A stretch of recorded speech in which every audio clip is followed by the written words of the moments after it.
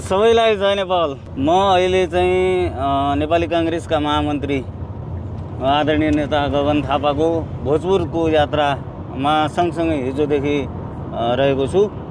हिजो राति 9:30 बजे विराटनगर एयरपोर्टमा जुन कार्यकर्ता साथीहरूको नेता साथीहरूको उपस्थिति थियो, त्यस पछाडि यात्राको क्रममा धनकुटा बजारमा आइपुग्दाखेरि राति 1 बजे सयौंको संख्यामा चाहिँ भेला भएर उहाँलाई गरेको स्वागत, त्यसपछि पाखरीवास आइपुग्दाखेरि गरेको स्वागत र आज बिहानदेखि अहिले भोजपुर पुग्नै लागेका छौँ हामी। अहिलेसम्म आइपुग्दाखेरि उहाँप्रति बाटोमा चाहिँ आम जनसमुदायले देखाउनु भएको अपार माया, आस्था, विश्वासले समग्र मुलुककै नेतृत्व गगन थापाले गर्न सक्नुहुन्छ।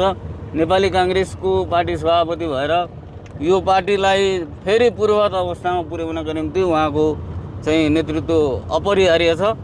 त्यसका निम्ति साथीहरूले तरुण, युवा, विद्यार्थी, ज्येष्ठ नागरिक, बुवाआमा, सानो बालबालिका समेत 50औं चोकमा भेला भएर जुन उहाँलाई साथ, समर्थन, सहयोग, उत्साह, प्रेरणा दिनुभएको छ, यसले हामी पनि एकदमै खुसी भएका छौँ। र यो पहिलो जिल्ला बाहिरको पहिलो भ्रमण र यो तरिकाको हुँदो रहेछ भन्ने प्रत्यक्ष अनुभूति मैले चाहिँ यो यात्राको क्रममा गर्न पाएको छु।